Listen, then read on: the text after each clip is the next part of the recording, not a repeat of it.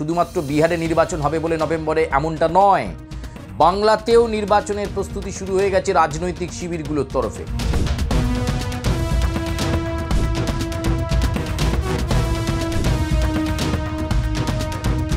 বাংলা মডেলেই বাজিমাত করবে বিজেপি।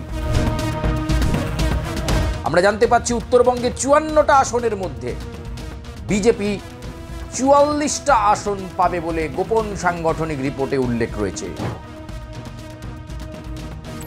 নমস্কার, আমি সুচারু। দাদা দিদির রাজনীতিতে আপনাদেরকে স্বাগত জানাই। আর আজকে যে বিষয় নিয়ে আলোকপাত করতে এসেছি, আপনারা জানেন গোটা বাংলা জুড়েও কিন্তু নির্বাচনের আবহ তৈরি হয়েছে। শুধুমাত্র বিহারে নির্বাচন হবে বলে নভেম্বরে এমনটা নয়, বাংলাতেও নির্বাচনের প্রস্তুতি শুরু হয়ে গেছে রাজনৈতিক শিবিরগুলোর তরফে। আর ভারতীয় জনতা পার্টির আরেকটি লেটেস্ট আপডেট দিতেই আমি এই আপনাদের সামনে দাদা দিদির রাজনীতিতে ব্যাখ্যা বিশ্লেষণ করতে এলাম। এই মুহূর্তে ভারতীয় জনতা পার্টি নানা স্ট্র্যাটেজি মিটিং করছে। আপনারা জানেন আগের দিনেও আমরা মিটিংয়ের কথা বলেছি এবং সেই মিটিংয়ে কী কী আলোচনা হয়েছে জানিয়েছি। কিন্তু এই মুহূর্তে বঙ্গ বিজেপি চায়, বলা ভালো ভারতীয় জনতা পার্টির নেতা তথা পশ্চিমবঙ্গের বিধানসভার বিরোধী দলনেতা শুভেন্দু অধিকারী চায় বিজেপিতে বাংলা মডেল।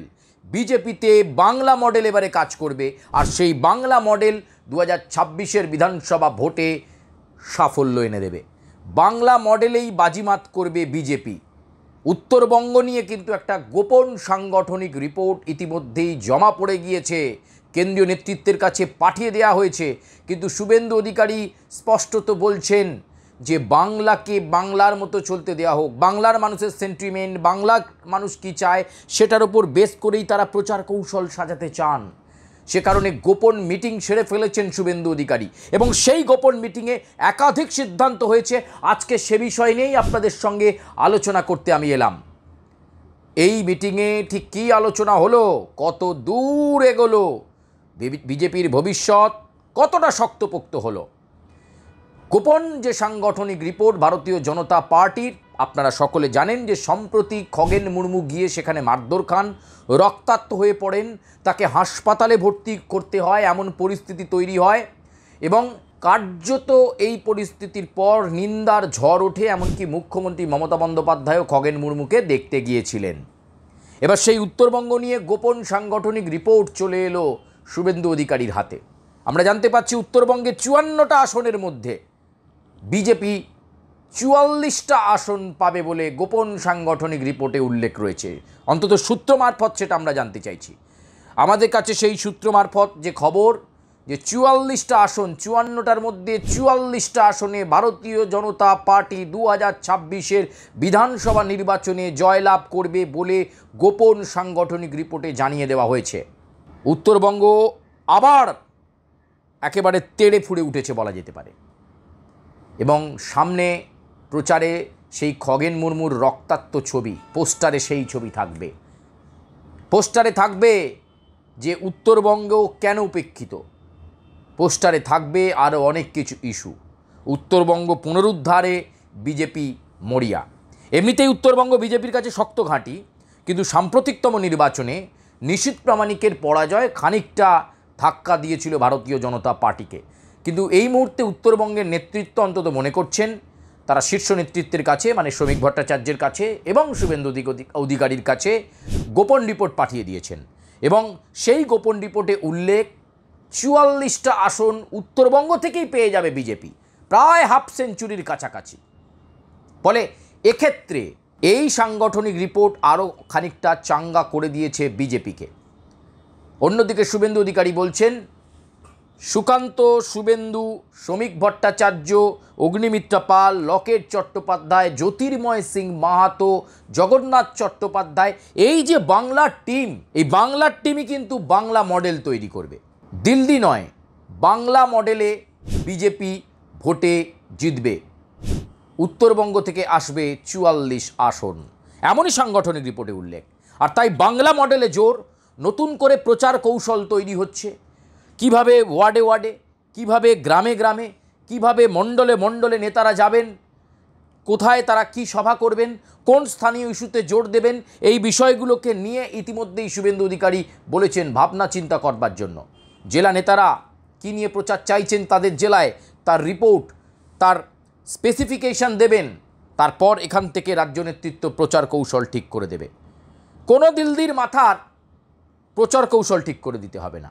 অর্থাৎ কেন্দ্রীয় পর্যবেক্ষক নিযুক্ত হয়েছে ঠিকই, ভূপেন্দ্র যাদব বা বিপ্লব দেব রয়েছে ঠিকই, কিন্তু শুভেন্দু অধিকারীর বক্তব্য এবং বিজেপির একটা বড় অংশের বক্তব্য আমরা সূত্র মারফত জানতে পাচ্ছি, সেই বড় অংশ কিন্তু বলছে বাংলা মডেলেই জোর দেওয়া হোক। বাংলার যেমন ভোট হয়, বাংলার মানুষ নির্বাচনের সময় যে যে ইস্যু পছন্দ করে, প্রতিশ্রুতি, কোথা থেকে লাভবান হওয়া যাবে, এই বিষয়গুলোকেই সামনে রাখতে হবে। সামগ্রিক উন্নয়ন, প্রতিশ্রুতি, লাভবান হওয়ার মতো বার্তা, ক্ষমতায় এলে এই প্রকল্পগুলো করা হবে, মানুষ এইভাবে লাভবান হবে। অন্নপূর্ণা ভাণ্ডারের কথা আগেই শুভেন্দু অধিকারী বলেছেন যে ৩,০০০ টাকা করে মা বোনেরা পাবেন। এই ধরনের প্রতিশ্রুতি দিয়ে বাংলা মডেলে প্রচার কৌশলের জন্য এই মুহূর্তে স্ট্র্যাটেজি মেকিং শুরু হয়ে গেছে। ফলে এই স্ট্র্যাটেজি দিয়ে বাংলার ভোটে কতটা বাজিমাত করতে পারবে ভারতীয় জনতা পার্টি, সেটা খুব গুরুত্বপূর্ণ।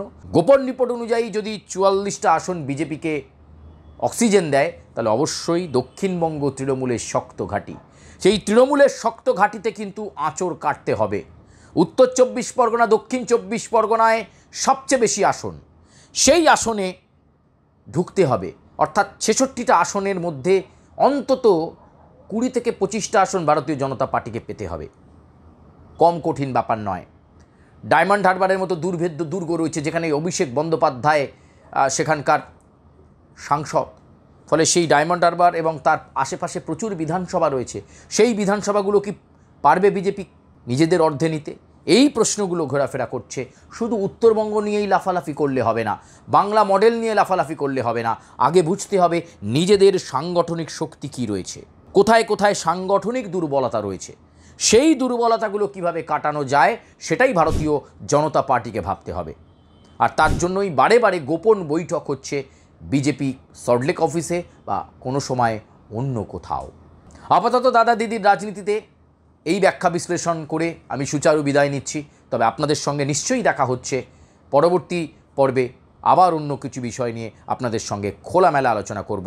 আপনারা মতামত দেবেন এবং অবশ্যই দাদা দিদির রাজনীতিতে আপনারা কী ধরনের খবর দেখতে চাইছেন, আপনাদের মন্তব্য আমাদের শিরোধার্য, কারণ আপনারাই আমাদের মূল সম্পদ। লাইক করবেন, সাবস্ক্রাইব করবেন এবং দাদা দিদির রাজনীতিতে আপনারা যেভাবে রেসপন্স করছেন, আগামীতেও আশা করি আপনাদের সেই ভালোবাসা আমরা পাব। ধন্যবাদ।